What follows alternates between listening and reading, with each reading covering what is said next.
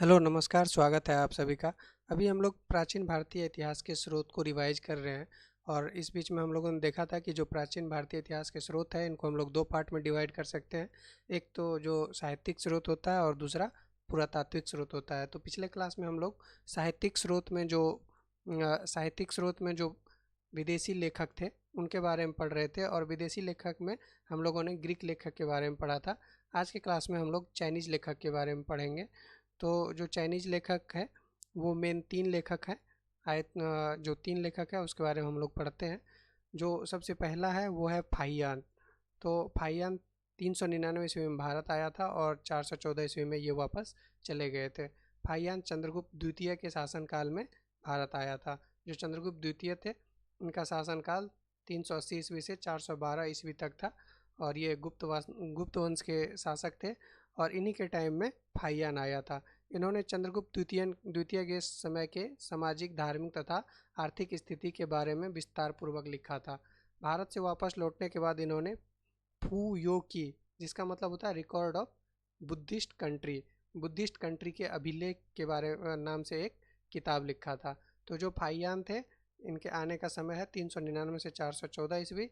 जो इनके समय में शासक थे वो थे चंद्रगुप्त द्वितीय, और इनके किताब का नाम है फू यो की। और इसके बाद जो दूसरा राइटर है ये है वेनसांग। इनका ये 629 ईस्वी में भारत आए थे और 645 ईस्वी तक भारत में रहे थे। यह हर्षवर्धन के शासनकाल में भारत आया था।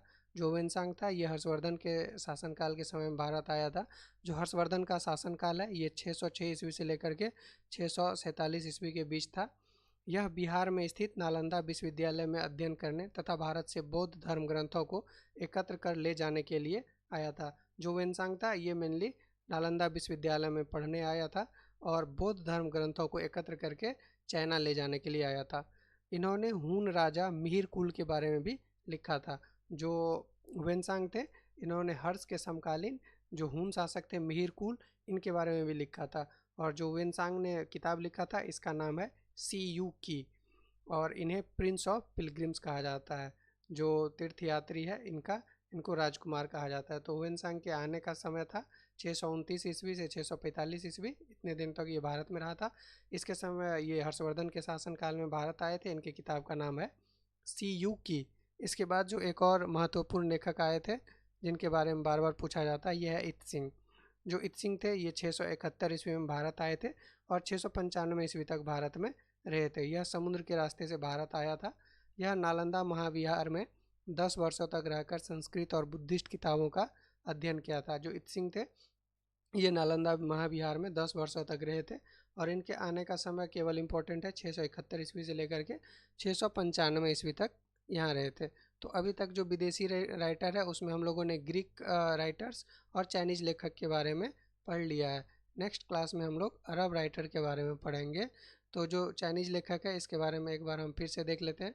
जो फाहियान था ये चंद्रगुप्त द्वितीय के शासनकाल में भारत आया था और इसकी किताब का नाम है फी फू यू की। और जो वेनसांग है ये हर्षवर्धन के शासनकाल में भारत आया था और उनकी किताब का नाम है सी यू की। धन्यवाद।